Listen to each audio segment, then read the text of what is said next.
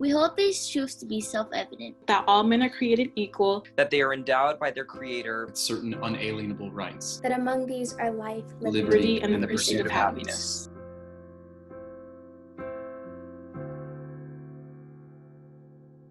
So it's been over 100 days and we still don't have an arrest in the murder of Breonna Taylor.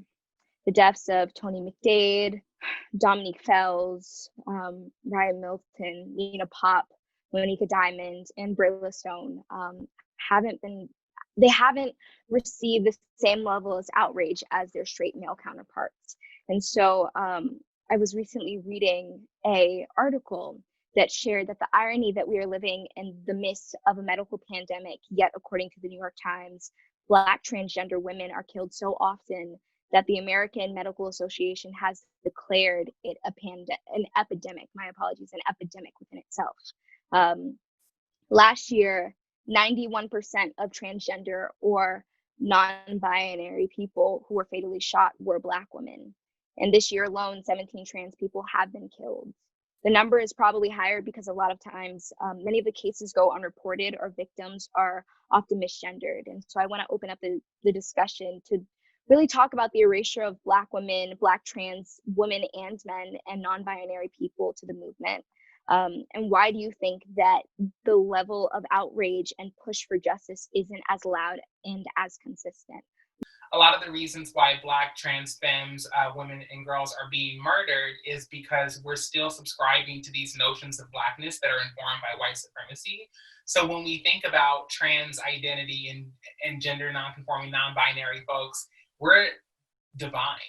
And you can look cross-culturally and see our presence in the world before many of these lands were colonized, and many of the influence that we see today was, I mentioned indoctrination. Before all of that, we were there. I think there is this belief that we somehow popped up out of nowhere. Many people don't even know about Frances Thompson, who was a former Black trans slave, who was the first Black person in America to testify before a congressional committee around the atrocities that were happening during the Memphis riots of 1866. And that led to them in the North seeing what was happening in the South, and it opened up a lot of conversation because a lot of people were upset about losing the Civil War, the Confederate soldiers, and all of that. So we see these pockets of history where we've not only been visible and been present, but we've been instrumental in fighting for Black liberation. And so again, I think when we think of the roof of racism, just remember that there are pillars that uphold that roof.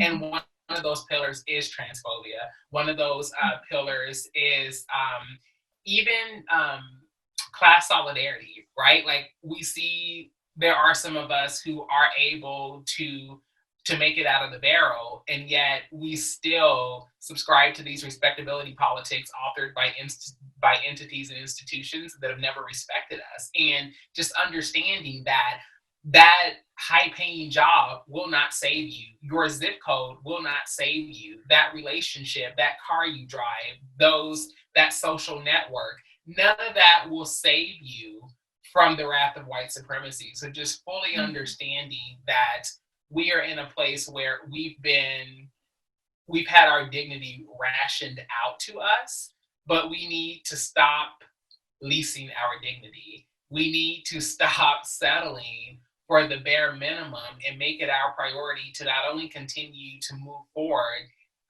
in the fight for liberation for all Black folks, but also our neighbors, because we also know that they weaponize our wins against one another. And so there's this game of whack-a-mole where when we come up for air, they hit us over the head, and then another group comes up, and then over and over again. But what would it look like if all the moles rose up at one time?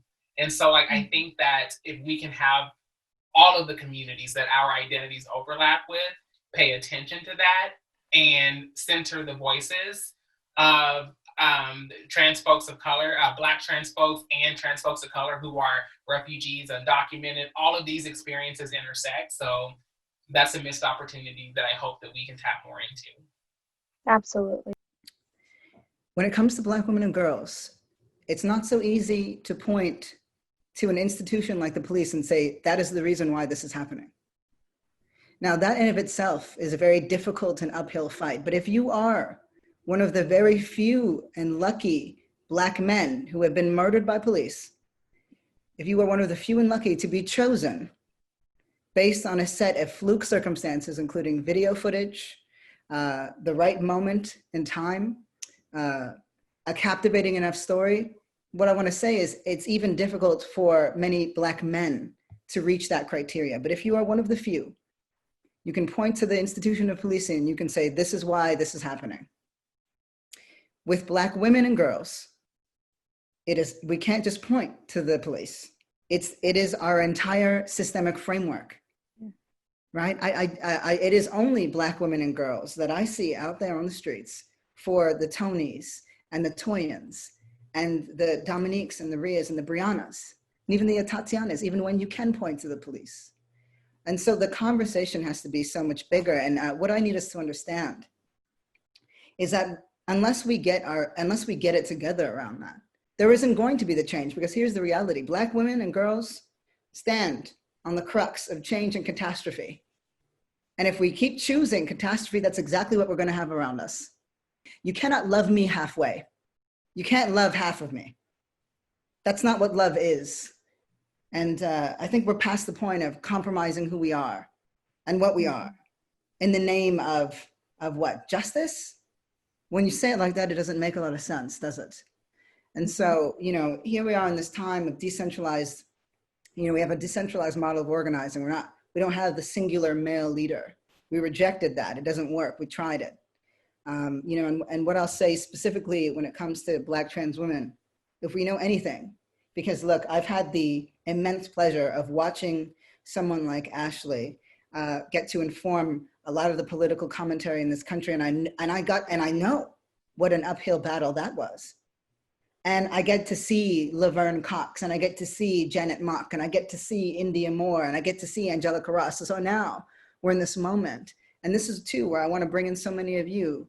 I don't want to assume how some of you identify, but what I'm, seen in the world as young Black women, particularly young Black girls. What I want you to know, and we know because we can see with many Black trans women as ground zero, that cultural presence does not equal systemic power. We have seen so many more Black trans women in the media. We're seeing many young Black actors in the media like we have never before. And that doesn't necessarily mean that the systemic realities of this country are going to change, because Black people have been at the forefront, and Black women and girls have been at the forefront of shaping and informing culture and language and our relationship to it. Black trans women have been shaping what Black femininity, and actually femininity at large in the West, looks like. Who do you think we're emulating? When I say we, I'm using the collective we in society. Who do you think is being emulated? It's Black women's bodies that is being emulated. It's Black trans femininity that's being emulated and held up as the bastion of beauty, so long as it's not on Black people and Black bodies. And so, we've got to resist the notion that representation is our only fight. I think too, that we've seen that it's important because it informs how we see the world and how the world sees us. So we have to fight for that. We have to know that. But at the end of the day, that sort of political power, it needs to be harnessed towards that. We need to drastically change the conditions that have shaped so many of the lives of Black women and girls, and that is only going to happen. It is only going to happen when we're willing to confront what it is that Black women and girls need protecting from. And it's us. It's this entire society. It's the entire apparatus. And, I think we're seeing the discourse change. We're seeing Black women and girls being held up in a way that has never happened before. But if we want anything to change in this country, it has to start there. It has to start with Black women and girls, because they have never failed us. Anytime that there's been a fight, whatever that fight was, at any time in history, they've never failed us. So it's time for us to decide that we're going to stop failing them. with the Women's March movement, you know, all these, you know, these feminist movements, you know, they scream, you know, we want justice for women, but then they don't necessarily mean justice for all women, justice for Black women, justice for, you know, Black trans women. And so I really want to pass this question over to Marley, Mari, and Chanice. The three of you all have been just amazingly vocal about so many important subjects like intersectional feminism, being standard bearers for young Black women, and advocating for racial harmony. And so I would love to hear from each of you about your journey of finding your voice in this movement, and what advice you have, especially for young Black girls and young queer youth who are also aspiring activists that are trying to find this place in this movement.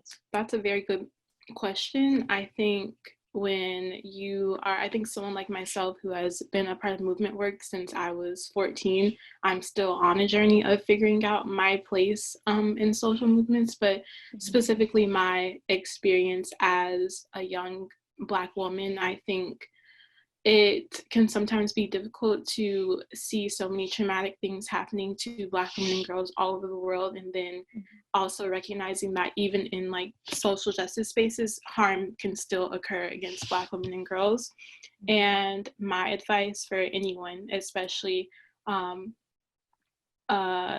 who looks like me, who wants to be involved in any type of social movement, I would say make sure that like whoever you're surrounded by, like make sure that you feel safe, and make sure that your identity and your experiences are uplifted and valued, because we are seeing like right now that Black women are always at the forefront of social movements, but even within those social movements, like no one is really looking out for us the way that we're looking out for us and the way that we're looking out for ourselves. So that is definitely one of my most important pieces of advice, because I think about young women like Toyin. Like it just makes me think about how she was so passionate about social movements and liberation for Black women and girls and liberation for Black people, but no one was, you know, making sure that she was okay.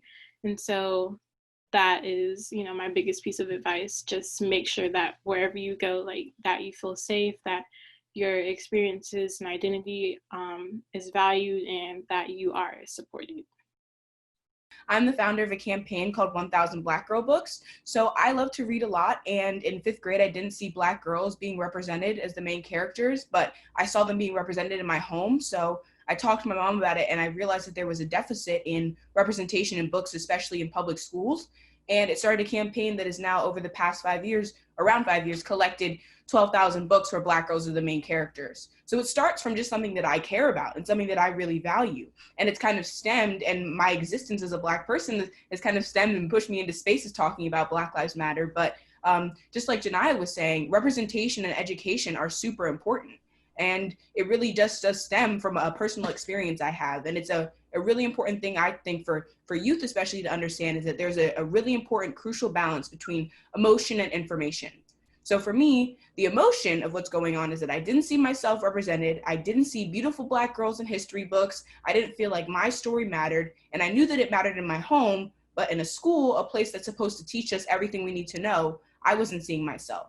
And then when it comes to information, we learn that there is a systemic oppression of Black voices in publishing. There are not enough Black leaders in publishing houses, and we don't see enough Black creatives being put in the same space as other creatives. So they're being pushed out and segregated by this industry. So by combining the two, I've been able to create a campaign that stems from my personal experience, but now extends and reach out to kids that don't even like to read, but they want to create change, and they kind of learn. So I think my biggest piece of advice, especially to youth activists, is starting with things that you care about, starting with things that are important to you, and then doing research and learning how that thing extends beyond your personal experience and spreads out to a community, and then globally or nationally. When I was 8, I used to go out and protest for clean water, since at the time Flint didn't have clean water, and it still doesn't have clean water. And I thought that little old 8-year-old me thinking that if I was to protest, that the government would listen and, you know, change and clean the water. But it turns out that it didn't, so I had to fight my way to end up getting clean water, but there's still no clean water now, so I had to make and distribute my own filters for people to get clean water, since the government will do nothing to fix the water inside Flint. And it's still not fixed, and they keep on saying they're gonna fix it, but they're just completely ignoring it and ignoring everybody who asked for it to be fixed. And being a young black girl, I think that was I want to say that was part of the reasons why they wouldn't listen, because I'm just a young black girl, and I turned 13 on Monday. Yeah, next Monday. So like, I was 8 at the time, so of course they weren't gonna listen to 8-year-old me, because I was, itty bitty at the time. But I feel like if I do keep on distributing my filters and keep on using my voice, that one day they're just gonna end up breaking and gonna end up listening to me. But I guess that you just gotta like fight your way up to the top and just like not give up, because there's gonna be the people that's gonna steal your shine and just gonna knock you down. But you just gotta keep on getting up and keep on trying until you see change. Yeah, absolutely. And I want to throw this question over to Eris, especially what Marley was talking about when it comes to representation, not only within our school systems, but also within the media. You play Tess on This Is Us, and your character recently came out in season 3. And so I just wanted to throw the question to you as to why do you feel as though it's important to continue to amplify these stories, and also how has it been received? It's incredibly important to amplify these stories. And when they asked me that my character was going to be gay, I didn't know what to feel, because it's not conversations that we have every day. Nobody educated on me about what these people go through. And now that I have to play a character that is coming out, of course I had to do my own research. Of course I had to educate myself. Of course I had to have conversations with my parents, and they had to teach me about what these people who choose their identity have to go through. Like, how dare you tell someone that they cannot choose their own identity and who they want to be? And just going through these stories about how these people and how they say to other children, because my character was so she was like 12 at the time, and I was 12 at the time learning about this. These people, they say to even children, you can't be this and you can't be that. So it was amazing, and it really opened my eyes how NBC, a really big channel that people always watch, that they're really advocating for change, and they're putting out these stories where young black girls on television, they're teaching other girls what it's like. And it was amazing because people would DM me and would just be like, This Is Us, that's the show that I'm on. This Is Us would teach me, like your character would teach me, and I could relate. And it's crazy how I learned through that process and really had to educate myself. It's just important for change. And I have 3 little sisters, so now I'm just like, you're gonna love somebody no matter what, no matter their race, no matter their gender, no matter what they identify. You're not going to be like these other people. You're not gonna tell people who to be and what they should be. And now that I know that I'm educating my sisters, I'm educating my cousins, I'm trying to tell other girls, other black girls, that you can be whoever I can't cuss, I'm sorry. You can be whoever you want to be. And just being on NBC and talking to like the producers of the show, they still haven't seen shows that are really like advocating for change and like specifically in that area. So it's amazing, and seeing everybody's reactions on my character, it was great. I've learned so much from this character. So. And I also wanted to just kind of touch on the fact that, you recently shared a video with a powerful message, and in the video you proposed the question to yourself. I saw a video, and this young black woman got asked, would you still choose to be black, knowing the consequences of your skin? If you had the choice of choosing your race, would you still choose to be black? And she said yes. And she didn't hesitate at all. Like, she knew she was gonna get asked that question. That's how fast she responded. It blew my mind. It blew my mind. So I asked myself that. I said, Eris, would you still choose to be Black? Knowing the consequences of your skin, would you still choose to be Black? And your video reminded me of the Little House on the Prairie video that's been going viral. When Solomon asks Charles, would you rather be Black to live to be 100 or be white to live to be 50? And so you shared that you contemplated sharing the monologue. What prompted you to share it, and why did you think it was important to make this video? I was super uncomfortable with sharing it only because I actually don't have a reason. I was just super uncomfortable with what other people was going to say. But my mom had to remind me that silence is betrayal. So I knew I had to post it. And that was like my main thing, that really putting myself out of like the perspective like this would impact many people. And I know others can relate to that question. So that's like the main reason how my silence is violence. And especially as a Black girl, especially just being Black in general, I'm the main one that does not need to be silent during these times. So that's definitely like motivated me to post that. You help us, we help them. Compassion is ingrained in love. That's the answer, but we answer to the opposite direction of the cause. Black bodies, they don't care. You see me unaware of what's on my mind. Black bodies, oh, I need you to see me, yeah. Got some good change in my heart. That's where change gotta start. That's where change gotta start.